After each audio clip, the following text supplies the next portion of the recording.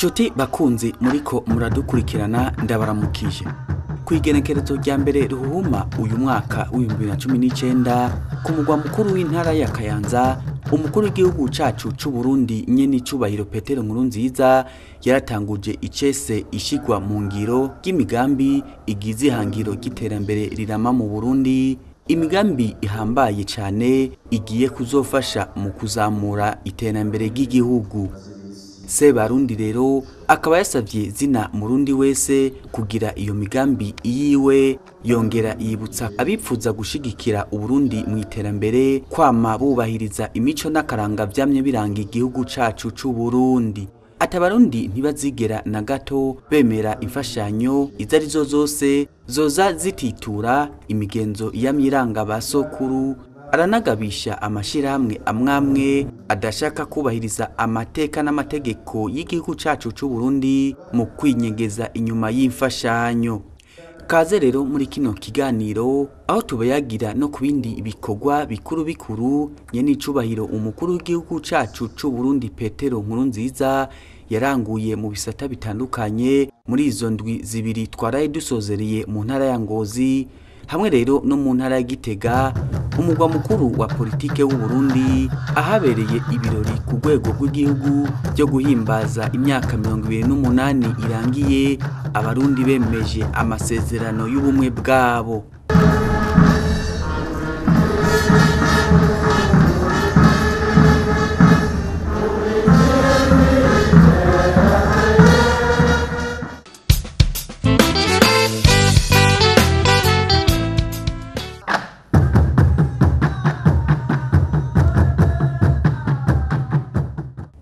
Ku munsi wa gatanu rero igenekerezo rya mbere ruhuma umwaka w'2019 mu ntara ya Kayanza niho rero hari haramutse hatanguzwa icese ishirwa mu ngiro ry'imigambi igize ihangiro ry'iterambere rirama mu Burundi, ivyo bita ODD, Objectif de Développement Durable mu rurimi rw'igifaransa, imigambi izotuma ubutunzi bw'igihugu bwisununura mu bisata bitandukanye.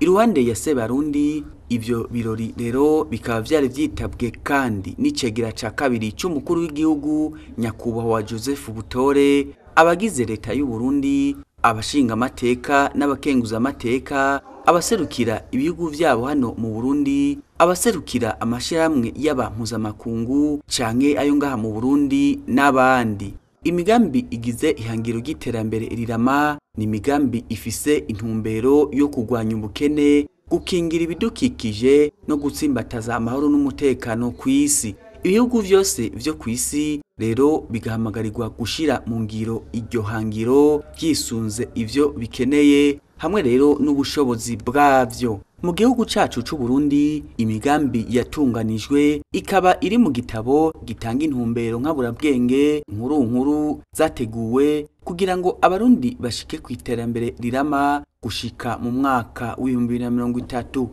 Umushikiranganji ajejwe ikigega ca leta no gufashanya mu iterambere Domisiyo Ndiho kubwayo akaba yavuze ko Uburundi bwashize imbere na cane ibijanye no kugwiza umwimbu biciye mu guteza imbere uburimyi n'ubworozi n'amahinguriro, gukomeza indero kavukire n'inyigisho z'akanovera, gukingira ibidukikije, gutsimbataza amahoro n'umutekano n'ibindi.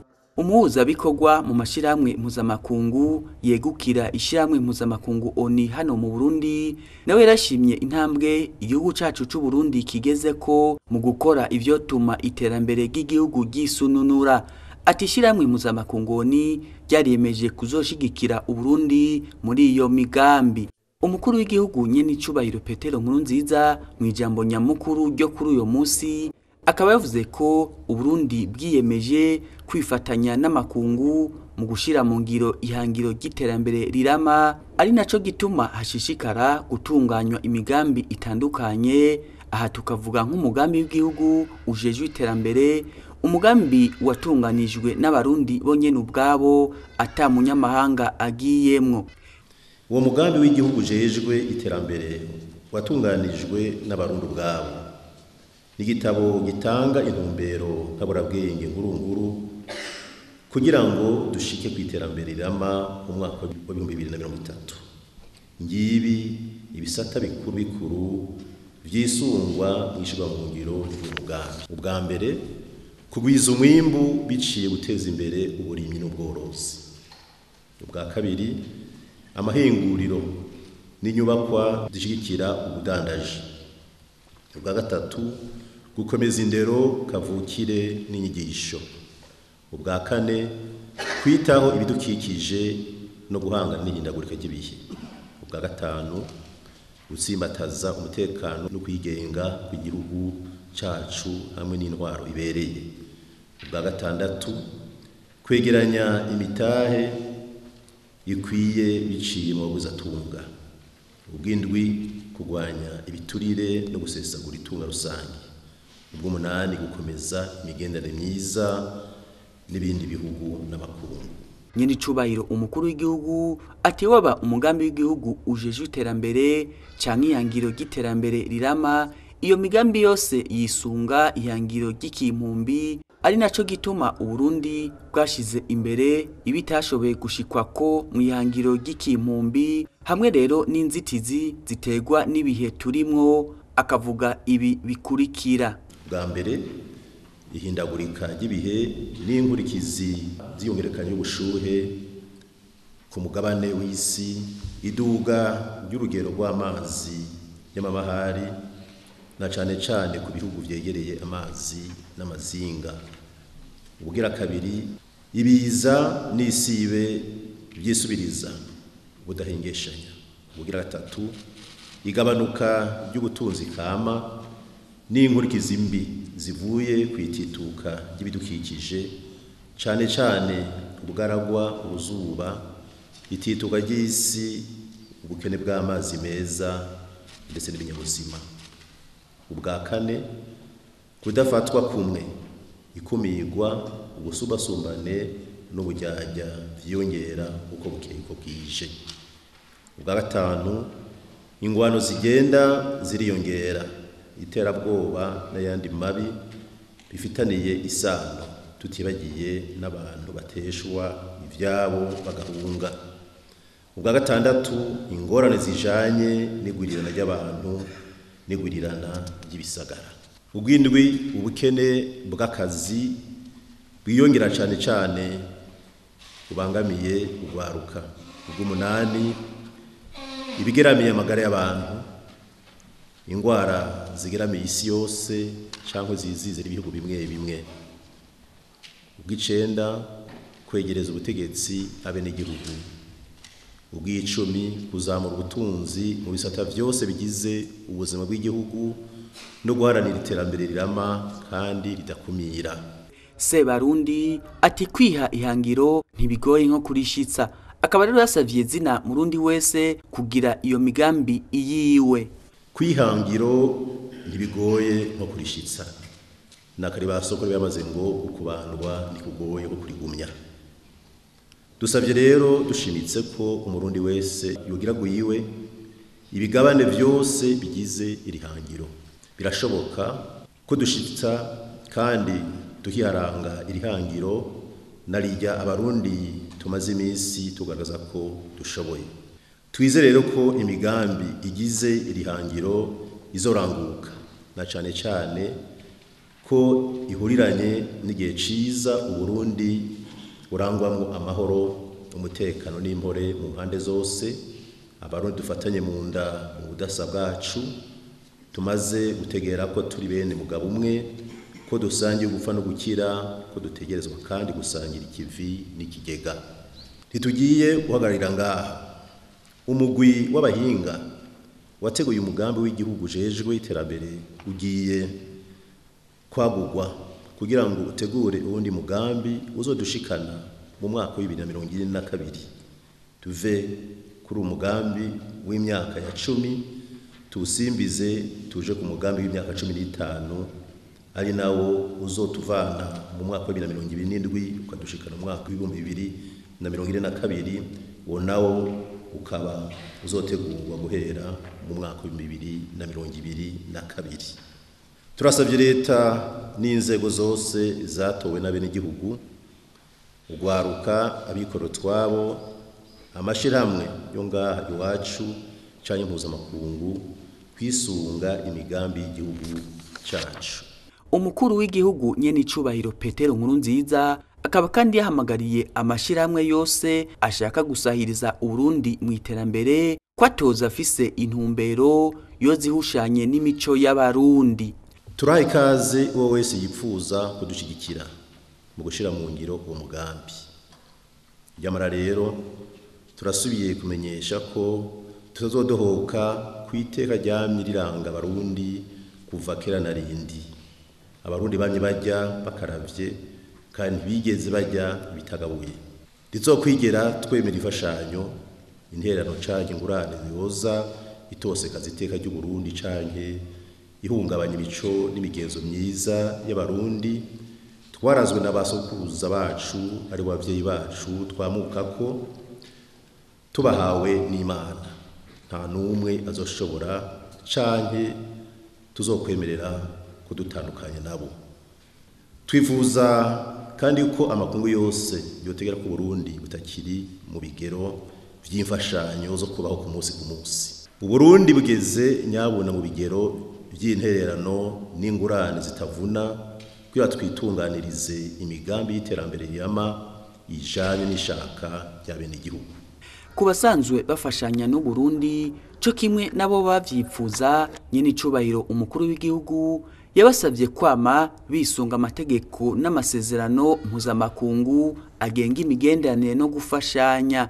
Mu gihe rero haheruka gufatwa imyambaro ya gisirikare mu ikambi y'impunzi mu gihugu ca Tanzania, Nyenicubahiro Umukuru w'igihugu yarashimiye igihugu kibanyi ca Tanzania kubona caraburijemwo umugambi mubi wo guhungabanya amahoro n'umutekano vy'u Burundi. Aranagabisha amashirahamwe amwamwe mpuzamakungu nk'ishirahamwe HCR akora ibihushanye n'amategeko mpuzamakungu mu gukokeza ingwano mu bihugu.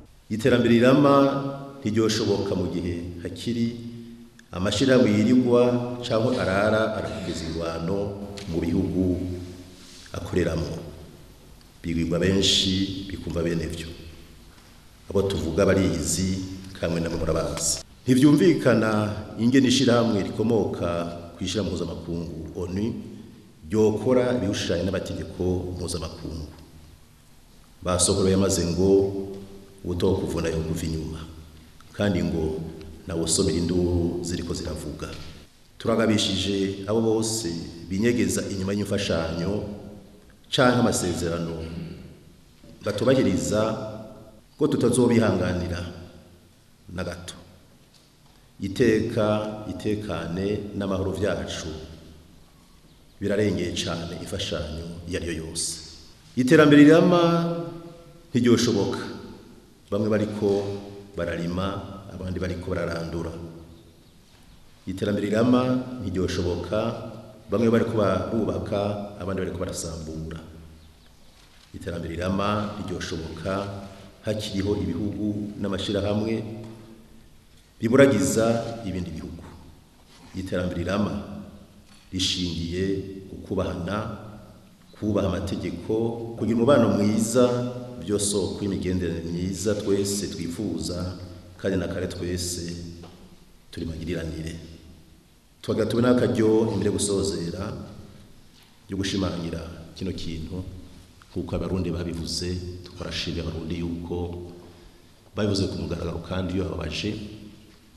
Tugashimira kandi n'igihugu ca Tanzania cabivuze bababaye kubwo ishirahamwe mpuzamakungu hase ryakoze ko batari byiza bituma hari imigenderanire tari myiza hagati y'ibihugu iryo shirahamwe kugira ngo bikubitagashe.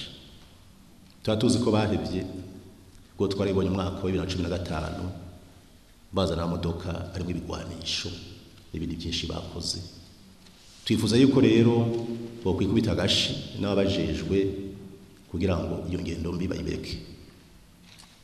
Batureke twikuranire neza na PNUD batabishaka bareke. Ariko twebwe dukorane nabo twifuza gutezana imbere, ariko gushaka kutwononera byo byiza baturetse tukibandaniriza. Tuno kandi nakaryo gushimira igihugu ca Tanzania cyagifashemo rugabo tubivuze no munsi ko twarindiye kuronka inkuru y'imvaho n'ibimenyetso ngo tuvyibonere, twaravyiboneye barabiturungikira kandi turabakeza yuko baguze kwa ciza cyo gukomeza imigenderanire myiza hagati y'u Burundi na Tanzania. Tukivuza yuko n'ibindi bihugu tubana byo babirimwo mu iryo shira murasere kubokora nk'uko nyene byo ari byiza cyane gusumba, kuko ari bamwe basamaye babaca mu ryame dusanga Burundi bene wacu bakoresheje imigambi mibisha. Kandi kugira ngo twumvikane neza kandi twubahane, tubane nyakubana nk'abakundana nk'abavukanyi, dushaka iterambere mugabo ritubane nk'imbeba y'ijyo umuntu imuhuha.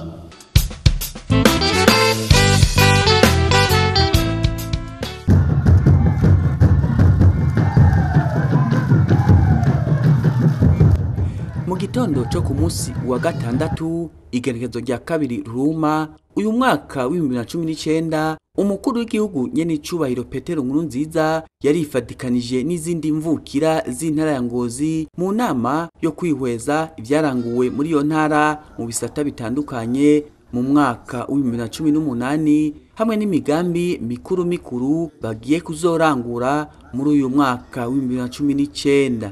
Mw'ijambo ry'ikaze buramatari w'intara ya Ngozi Albert Nduwimana yamenyesheje ko abenegihugu bose bari ku kivi mu bikorwa vy'iterambere, nayo Nyenicubahiro Umukuru w'igihugu akaba yaratekereye impanuro zitandukanye izo mvukira z'intara ya Ngozi eka mbere n'abarundi bose, harimwo gukingira ibidukikije, kugwanya isesagurwa ry'itunga ry'igihugu kugira ngo bashike kw'iterambere rirama.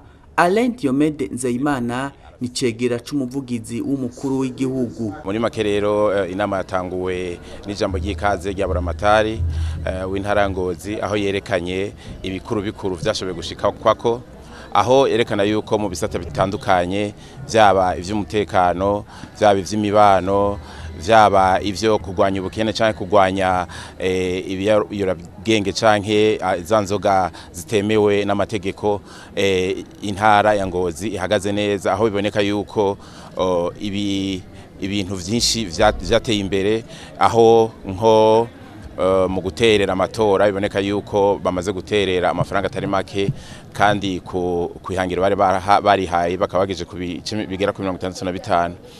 Hari n'ibindi rero biboneka yuko ubukene bwagabanutse, aho n'ibiciro vy'ibifungurwa vyagabanutse bimwe biboneka. Yashoboye kwerekana ibindi bigiye kuzorangurwa, ibikorwa bitari bike mu bisata bitandukanye, byaba ivy'indero, ubuvuzi, byaba ivyo kwiteza imbere mu bene gihugu, uburimyi n'ubworozi, aho biboneka neza yuko bihaye ihangiro yuko hari bizinjirwa muri uku kwezi kw'indwi n'ibindi bizinjirwa muri ntwarane mu mwaka wa 2020. Nyenicubahiro Umukuru w'igihugu nawe yafashe ijambo, arashimira abanyengozi, arashimira n'abarundi bose kubera yuko umwaka wagenze neza, aranashimira cyane abanyengozi kukuntu bamufashije bakamwitaba igihe yari yateguye amasengesho yamaze indwi yose yabereye ibuye nkuko mwashoboye kubikurikirana.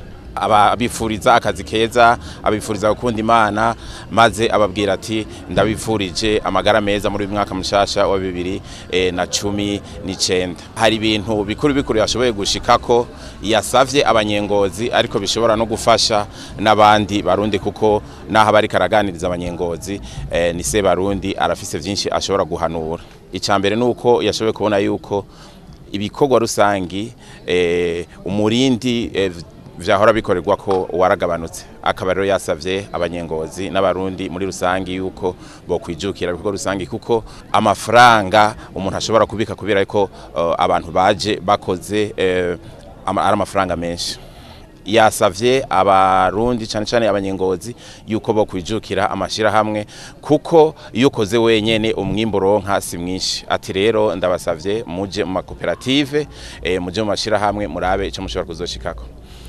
Ikindi yasavye nuko bokwijukira imisi mikuru y'amakomine. Imisi mikuru y'amakomine ikunda kujana na wa musi mukuru umwe wo gufashanya, wo gufatana mu nda, wama uba indwi imbere yuko umunsi mukuru y'amakomine uba. aho abantu bicara bagafungura bagasangira ariko bakanafashanya ati burya ibintu vyose biva ku Mana bajya banyokuru n'abatama iyo mubahaye tujya duhuza mukabaye ifungurwa Imana irongera ikabashimira. Ikindi yashoboye kwerekana nuko ya mafaranga miliyoni 500 ahabwa amakomine adakoreshwa nkuko yateze gukoreshwa, ugasanga barafashe nk'ico kigega cyose bacubatsemwo ibiro vya mustanteri. Ati rero murabo ukuntu mwakwikubitagashe kugira ngo ivyo bintu bize birakoreshwa neza, ahubwo amafaranga nyabuna akore mu bikorwa vy'iterambere, ari nko gutera ibiti, ari nko gutera ibindi vyamwa n'ibiki bikagenda neza. Ikindi naco igitegwa cikawa ati mwongere mucijukire, murazi neza yuko mushobora kwifashanya n'ibindi bitegwa mugire ibishobotse kuko muramaze kubona yuko ari gitegwa kishinjiza amafaranga atari makenye. Yasavye abanyengozi kwijukira isuku, ati uko mubandanya mutera imbere niko no mu maso bishobora kuboneka mugize isuku ku mubiri, mukagira isuku aho mubaye, abantu babagendeye barabona yuko muba ahantu hitunganije. Icakurikiye yasavye abene gihugu n'abanyengozi muri rusangi kwijukira gushigikira ibidukikije. Ati akararo yabahaye niko nko mu ntara ya Kayanza hariho amasoko agera ku 200 amaze gukama, nukubera yuko hari nk'ibiti biba vyaratewe ahubwo amazi akigumira mu mizi y'ivyo biti maze mu myonga ntagira amazi ashika. Ati kindi naco muri vyo gutunganya ibidukikije abantu mwubaka amazu mugerageza ibishoboka kugira ngo muze muragira ibigega vy'amazi, ntimuze murakoresha amazi ya regidezo gusa. Kindi nacase vy'abanyengozi yavuze ati mukundishe intara abandi bava mu zindi ntara canke n'abanyamahanga, kuko burya intara yanyu muyubatse mukagira ababatemberera n'ibintu bigenda neza. Ati mwarabonye nk'igihe haba inkino ukuntu amafaranga yinjiye bafise amahoteli canke uburiro n'ibindi. Ikindi yavuze nikijanye no guhinduka haro nk'uturero tuboneka yuko hari abarundi bafise ishari. Ati kandi abantu bafise ishari burya nta nakazi bakora, ugasanga uyubakiye ikintu uriteje imbere mugabo abantu bakaza ahubwo gushaka kugira ngo bagutere umwereka bakigutware. Ico nobona yarangirije ko cane nico kwitaho ibikorwa vy'ugwaruka n'inkino. Ati naho duhamagarira ugwaruka kugira ngo gwitabe ibikorwa cane muri kiye gihe cy'uburuhuko, hari igihe mutamwa biteguye neza, wanashaka n'ivyo bibuga mwubaka ugasanga ntimuteguye inkino kugira ngo ugwaruka nago nyene unezerwe nkuko ruba gwakoze, kandi gwitegurire kugira nago nyene mu gihe uzoba rutwara igihugu rubone yuko gwateguwe neza kugira ngo ibintu ze bigende neza.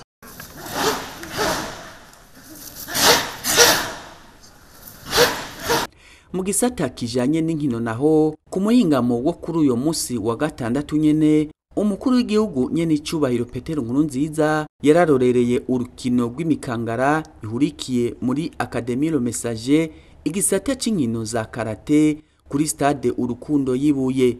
Iyo mikangara rero ikaba yarerekanye ubuhinga n'ubumenyi muri urwo rukino rwa karate, mbere bakaba bari baramutse bakora ikibazo cyo guca imikanda bita ceinture mu gifaransa ku rwego umwe wese agezeko.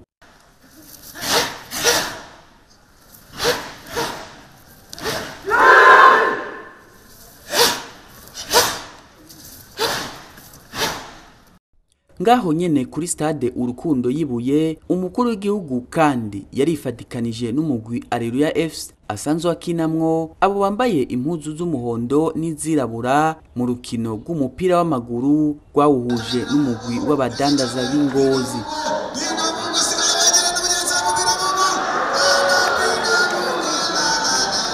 Urwo rukino rukaba rwarangiye ku bitsindo 4 vya Alleluia FC ku bitsindo 2 by'umugwi Commerçant FC y'Ingozi. Muri ivyo bitsindo 4 vya Alleluia FC, ibitsindo 2 bikaba vyinjijwe na Nyenicubahiro Umukuru w'igihugu. Ku musi w'Imana naho igerekezo rya 3 Ruhuma uyu mwaka wa 2019, umukuru w'igihugu Nyenicubahiro Petero NKURUNZIZA yarifatikanije n'abakristo bo mu ishengero ry'urutare ry'ibuye muri yo ntara nyene ya Ngozi mu gisabisho cyo kuri uyo munsi.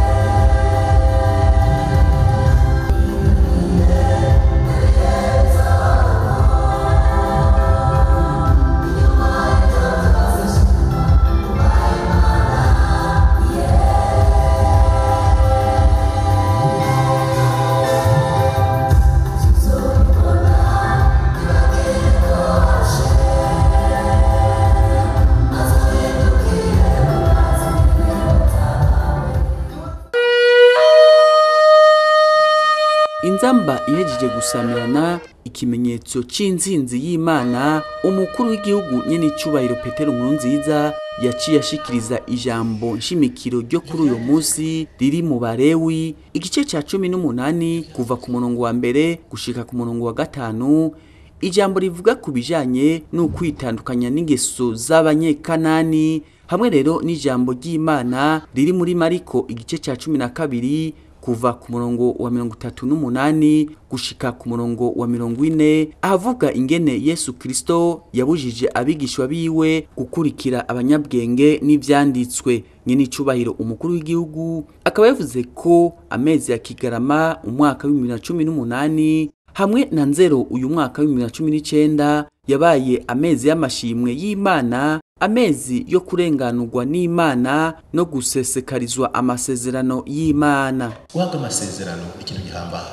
Mbego nazi isezerano ati Imana irafite ndafashe ingingo nje kuba hagati ya mwebwe. Amasezerano y'Imana ku bantu bayo ajana n'ivyagizwe akajana n'amabwirizwa. Igihe Imana yasezerana ari Isirayeli igira bavane mu gihugu bajanywe inyagano, bajanywe abaja y'imico y'Egiputa.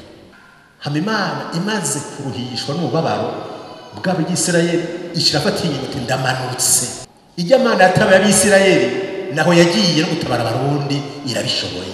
Kwiyo masezerano bijanye no guhinduka uko wahora umeze, kandi ukumva icyo Imana yipfuza yuko bamwe muri ayo masezerano. Ni naco cyo n'umunsi uri umwana w'Imana, uri mu masezerano y'Imana, iyo ugira ukora ikintu kiteye ku birugome bw'Imana uca wumva ijwi ry'uruguzi rwo ati ibyo ntubikore. Ati ukwezi kwa Ruhuma nako ngo kukaba ari ukwezi ko gukomeza ubumwe hagati y'abarundi n'Imana. Ukwezi twinjiyemo turimo kwa kabiri kuno mwaka wa gatatu ari ukwezi ko gukomeza ubumwe n'Imana yacu. Kuko iyo wose amasezerano ajana no gukomeza ubumwe hagati y'abagiraniye amasezerano. Bene data, nta na kimwe dufise, nta na kimwe turi ubwa mbere, nta na kimwe dufise Imana itaduhaye. Ico kintu gitahure neza. Nta na kimwe dufise twokwirata, twokwishimira Imana itaduhaye. Naco turi no munsi, ntacuri Imana itakugize. Imana yaduhaye igihugu iduha umugisha. Turafise ideni rikomeye cyane ryo gukomeza ubumwe n'Imana, kuko mu bisanzwe kuvuka kwacu no kubaho kwacu nibwo bumwe bwari wasanzwe, ariko ubwo bumwe nibwo bwarukiri ngaho bukomezwa. Imana ikomeje ubwira abantu bayo rero, namwe nk'abantu utegerezwa gukomeza ubumwe n'Imana kuko turi magiriranye. Ati Imana yifuza ko twogendera imisi yose mu mabwirizwa n'amategeko yayo. Nyenicubahiro Umukuru w'igihugu ati Imana yarahaye amasezerano abarundi mu gihe c'amasengesho aheruka gutunganywa n'umuryango w'umukuru w'igihugu ku musozi wa Buye, aho Imana yemeye kurenganura abarundi, guhindura Uburundi ikibanza c'uburuhukiro bw'amahanga, gukingira Uburundi n'abarundi kugira ngo ntihagire abansi babwinjiramwo, hamwe rero n'ishitswa ry'amasezerano yose Imana yasezeraniye abarundi. Ati kwinjira mu masezerano rero bijanye no guhindurirwa amateka n'intango nshasha, kumenya ayo masezerano, gusiguza no guhanuza Imana, kuvugana nayo ku bw'ayo masezerano, kumva icyo Imana ivuga no kucitondera, kumenya icukura imbere y'amasezerano no kutifata nk'abanyakanani, kwitondera akaranga k'Imana no kugendera mu muco wayo, kunonosora no kuba mu vyagezwe vy'Imana n'ibindi.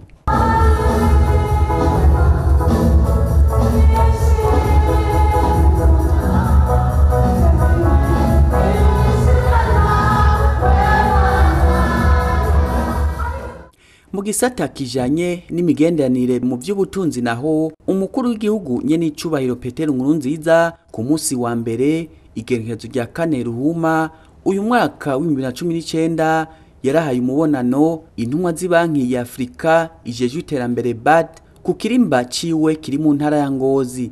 Sebarundi yarashimiye ibanki ya Afrika ijejwe iterambere BAD akayigereranya n'umukunzi w'Uburundi wa mbere kuko ngo yabandanije ishigikira igihugu cacu c'u Burundi mu gihe hariho abari baduteye akagere inyuma y'ivyabaye mu mwaka wa 2015.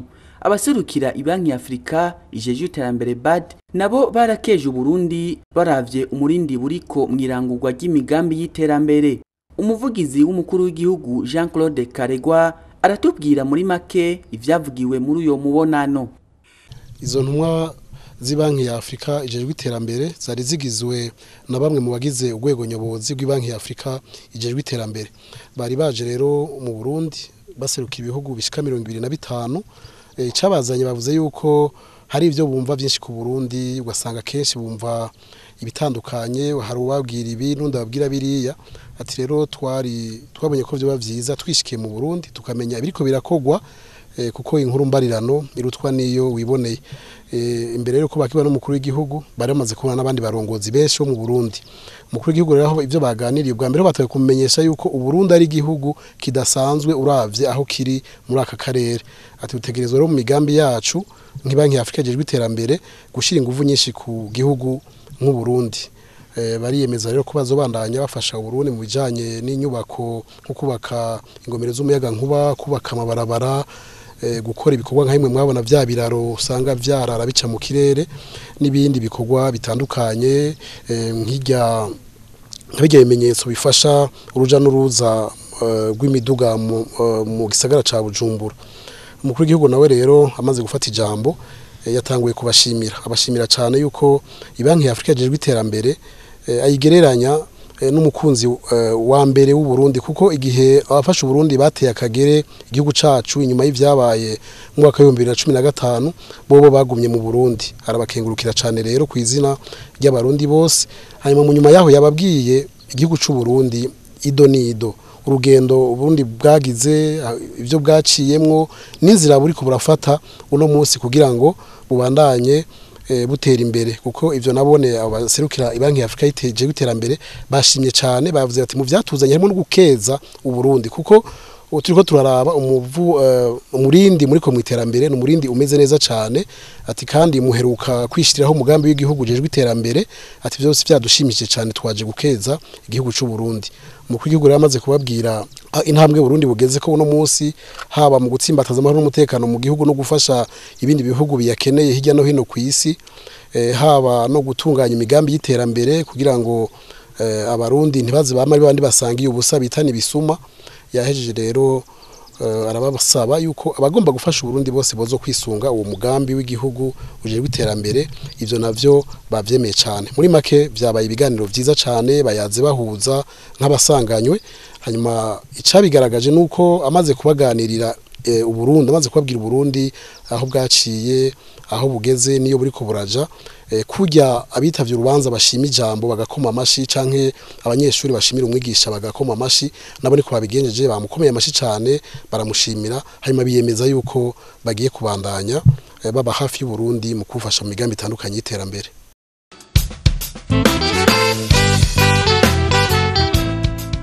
Mu gisata kijanye na politike naho kuri uyo munsi nyene wa mbere igenekerezo rya 4 Ruhuma, mu gihe hari hasigaye amasaha make gusa kugira ngo abarundi bahimbaze isabukuru ry'imyaka 28 irangiye bemeje amasezerano y'ubumwe bwabo, umukuru w'igihugu Nyenicubahiro Petero NKURUNZIZA naho nyene ku kirimba ciwe c'Ingozi yarashikirije ijambo abarundi rijanye n'uyo munsi. Kw'izina ry'abarundi bose turasubiye gushimira no gushimagiza twongera dukeza basokuru baryumye ko bakabana nk'abavukanyi. Muri iryo jambo rero Nyenicubahiro Umukuru w'igihugu akaba yasavye abarundi bose guharanira ubumwe, bakima amatwi basesa nkuyoze n'ibindi.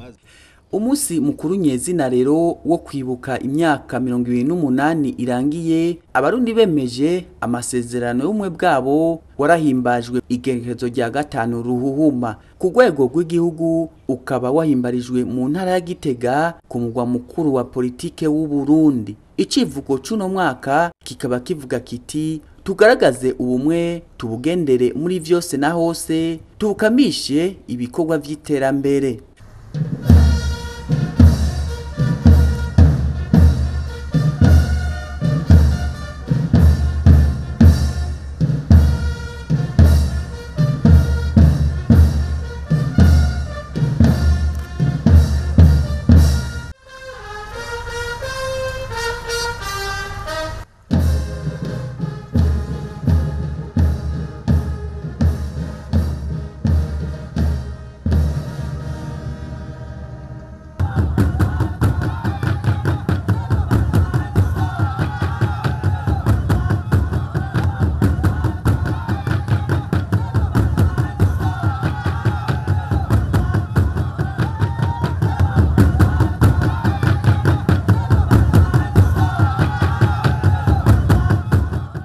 Umukuru w'igihugu Nyenicubahiro Petero NKURUNZIZA n'umutambukanyi wiwe bamaze gushika ku cibutso c'ubumwe bw'abarundi bakaba baciye bashira urugori rw'amashugwe kuri ico cibutso.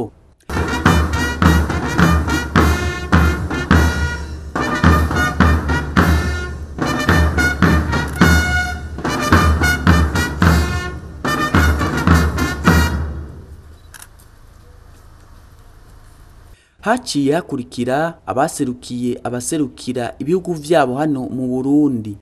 Ibirori nyezina bikaba vyaciye bibandaniriza ku kibuga c'umupira citiriwe ingoma c'Igitega birongowe rero na Nyenicubahiro Umukuru w'igihugu cacu c'u Burundi Petero NKURUNZIZA. Ivyo birori bikaba vyari vyitabwe kandi n'izindi ndongozi zitandukanye, aha tukavuga nka bamwe mu bashikiranganji bagize leta y'u Burundi, abashinga amateka n'abakenguza amateka, abaserukira inzego z'umutekano n'iza gisirikare, abaserukira ibihugu vyabo n'amashiramwe mpuzamakungu hano mu Burundi, hamwe rero n'abenegihugu isinzi bari baje bava mu bice bitandukanye vy'intara ya Gitega. Mw'ijambo ry'ikaze mu ntara ya Gitega, buramatari w'intara ya Gitega yarashimiye Sebarundi n'umutambukanyi wiwe kubona yahisemwo intara ya Gitega kugira ngo itunganirizwemwo ivyo birori ku rwego rw'igihugu. Aranashima ko intara ya Gitega yagomwe kugira ngo ibe umugwa mukuru wa politike w'u Burundi. Mw'ijambo yashikirije abarundi, Nyenicubahiro Umukuru w'igihugu yabanje gushimira Imana mushobora vyose kubona uyo munsi mukuru uhimbajwe abarundi bari mu bumwe, kandi ko igihugu kirangwamwo amahoro n'umutekano ntangere. Yarashimiye abarundi bose bitanze mu guharanira ubumwe, acasaba abarundi gukamisha ubwo bumwe bwabo ibikorwa vy'iterambere. Ati abakoroni nibo bazanye amacakubiri mu gihugu cacu c'u Burundi, abarundi batari bake baricwa bazira ayo macakubiri. Akaba kandi yavuze ko umunsi mukuru w'ubumwe bw'abarundi abarundi bahimbaje uno mwaka wabaye umunsi mukuru udasanzwe, kuko ngo wabaye abarundi baheruka kwitorera ibwirizwa shingiro rishasha ryavuye mu vy'ipfuzo vy'abenegihugu bonyene ubwabo bari mu bumwe, hamwe rero no gushinga umugwa mukuru mushasha wa politike w'u Burundi mu ntara ya Gitega. Twumva ko n'umunsi mukuru w'ubumwe bw'abarundi udasanzwe bimbaje no munsi, ndawita udasanzwe kuko uje usumba iyindi misi mikuru twayimbaje mu Barundi, kuko ibintu ngira ndababwire bibiri bikomeye cyane. Ubwa mbere duhimbaje ubwa mbere uyu munsi mukuru w'abarundi, abarundi barahagutse ubwabo baritorera ibwirizwa shingiro ry'iteka ubumwe bw'abarundi bugarukana Uburundi n'ubumwe ku Mana, Uburundi n'abarundi tugarukana ubumwe n'Imana. Nizace tubimana ibwirizwa shingiro yahawe ikibanza ca mbere. Iryo bwirizwa shingiro tukajatera umukono ngaha mu ntara ya Gitega. Ubugira kabiri n'umunsi mukuru udasanzwe kuko mu mateka y'igihugu y'abasokuru n'abasokuruza umugwa w'Uburundi wa politike wakunda kuri ngaha mw'icungano Gitega no mw'icungano yaho Muramvya. None raba buramatari n'umunsi yabivuze mwaratanguye kubyishimira, ariko no munsi uza kwishima mwishimagize rwose, kuko ubu n'ibikiri rero byo guhwihisha tuzanye iganuke ryo kwamenyesha ko ryabwirizwa rishira mu mukuru wa politike ko twari twiteye igikumu ejo tariki 4 Uguruma mu mwaka nyene.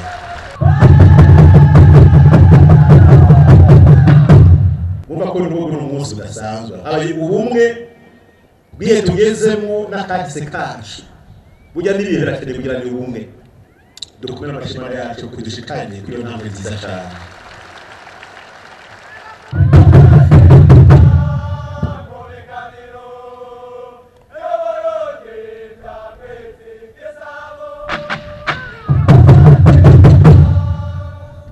Abarundi bariga mw'ijambo ingoma ziravuga kuko n'intango y'ubwami bw'Uburundi bwatamwa n'ikimenyetso c'ingoma. Ingoma ziravuga gusoma ibindi byose ko ingoma yivuze bose bacaza kumviriza. Icivugo cy'uno munsi mukuru ngo tugaragaze ubumwe tubugendere muri byose na hose kandi tubukamishe ibikorwa by'iterambere. Ubumwe s'amajambo, ubumwe n'ibikorwa. Tugaragaze ubumwe bisigura mu bikorwa, amajambo tuje ku ruhande. Mwarabonye ko twavuga ngo ubumwe abantu bafata amaboko bakazunguruza amaboko bakaririmba mugahaca kanya amaboko agahinduka akora ibibi. Oya ushaka kuvuga muge bikorwa bivuga ubumwe. Umukuru w'igihugu cacu c'u Burundi Nyenicubahiro Petero NKURUNZIZA ntiyibagiye gushimira ibihugu n'amashiramwe mpuzamakungu vyagumye hafi y'u Burundi mu gufasha gutsimbataza ubumwe bw'abarundi mu gihe hariho abandi bama barota babusambura.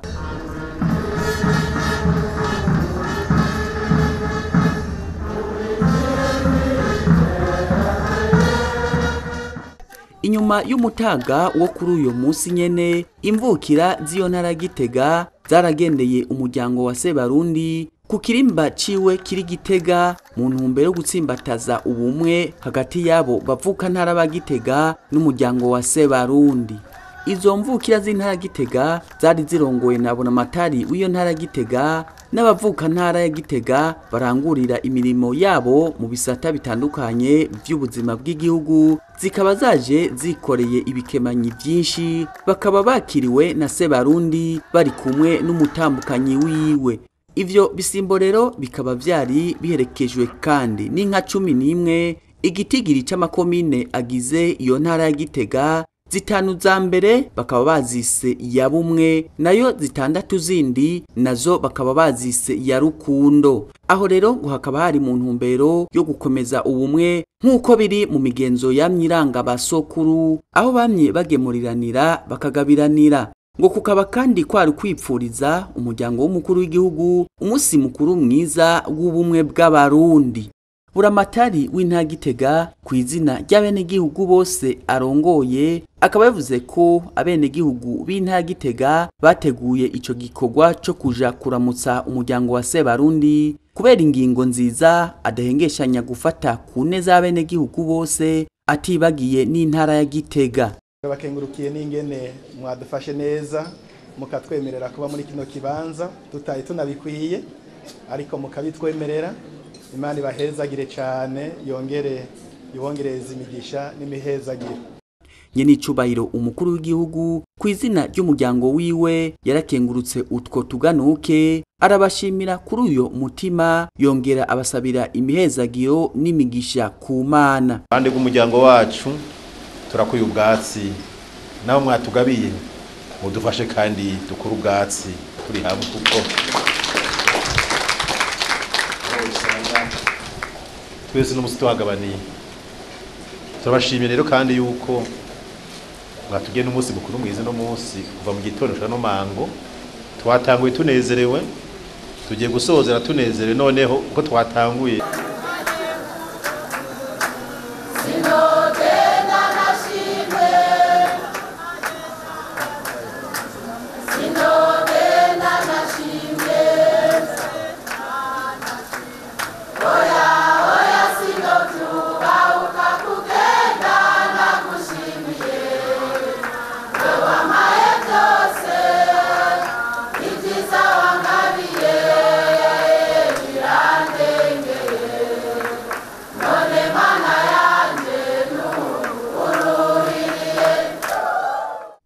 Nkuko rero bisanzwe bigenda mu mico yamyiranga abarundi, iyo umuryango ugendeye uwundi barazimanana bakongera bakiginana mu kanyamuneza ntangere. Kuri uyo munsi no muri uyo muryango wa Sebarundi niko vyagenze. umuryango w'imvukira z'intara Gitega warazimanywe n'umuryango wa Sebarundi barasangira ibifungurwa n'ibinyobwa mu kanyamuneza kadasanzwe. Ngaho nyene ku mugwa mukuru wa politike w'Uburundi kandi ku munsi wa gatatu igenezo rya gatandatu Ruma umukuru w'igihugu cacu c'Uburundi Nyenicubahiro Petero NKURUNZIZA kw'ishure ry'akarorero rya Musinzira ryahoze ryitwa Atene Gitega yararonkeje ubushimwe bw'amamashini nyabwonko ku banyeshure biga mu mashure y'akarorero mu Burundi bakoze neza mu mwaka w'ishuri uheze. Abanyeshure 15 baronse amanota meza bakaba rero umwe yaronkejwe imashini nyabwonko. Muri abo umwigeme yitwa Buhaga Adnet yamuka mu ntara y'Ibitoke yiga ku ishure ry'akarorero rya Ngagara iruhande y'imashini nyabwonko akaba yararonkejwe kandi n'akabasha k'ibihumbi 200 y'amarundi ko kumutera intege kubera yasomye ibitabo 24 yongera agira incamake ya kimwe kimwe. Patiri Victor Nihabose umuyobozi w'ishure ry'akarorero ry'Imusenyi muri komine Tangara y'intara Ngozi nawe akaba yarahawe agashimwe k'imashini nyabwonko kubera ko ngo yitaho ishure akarimisha imirima y'ishure abanyeshure biwe bakaba bafungura ivyamwa n'imboga batarinze kuja kubisuma ku masoko. Kw'izina ry'urundi rwaruka rw'abanyeshure biga mu mashure y'akarorero mu Burundi uwabaserukiye akaba yarashimye iyo ngabire acesaba Sebarundi guhozako mu kwitaho akanovera k'inyigisho mu mashure na cyane amashure y'akarorero. Kuva aya mashure atanguye ibitari bike biramaze kurangurwa. Twovuga nk'akarorero ibibazo biringanizwa n'ubushikiranganje bwacu ngo haboneka abanyeshure bo kwinjira muri ayo mashure n'abigisha bakwiye kuja kurera abo bana. Ikindi dukenguruka ni kuronsa amashure y'akarorero ibikoresho bitandukanye nk'ibitabu, ibikoresho bifasha mu bushakashatsi tutibagiye n'imyambaro y'ishure twaronkejwe. Amashure yacu yararonkejwe ibikoresho bifasha mu buzima bwa misi yose nk'ivyo guteka, imatera z'abanyeshure n'amapikipiki afasha kunguruza abakozi bo mu biro. Utunenge n'ibitagenda neza ntivyobura. Muri ivyo twovuga ubukene bw'amamashini nyabwonko n'inyubakwa zo kuyashiramwo n'ibindi. Umukuru w'igihugu Nyenicubahiro Petero NKURUNZIZA mu mpanuro yabahaye yabasavye gukunda igihugu cabibarutse kubera ari incambwenge babera abandi akarorero na cyane ko ari bo mfura mu mashure y'akarorero. Waruka tugomba kubatera intege kuko mwebwe muri tara muri urumurikira abandi bana urundi rwaruka ruri inyuma. Mwebwe muri mu mfura mwatanguye mu mashure y'akarorero. Iryo teka Imana bahaye murarizigama muri bungabunye nk'amata y'abashitsi kuko no mu rugo iyo umwana w'imfura yifashe neza n'abakurikira bamererwa neza, ariko yifashe nabi abatanze akaroro kabi muze mubyirinde rero. Ni mwebwe igihugu catanguriye ko nk'imfura. Mwabivuze intango iragora mugabo amazi yacu wacamwe yakanya.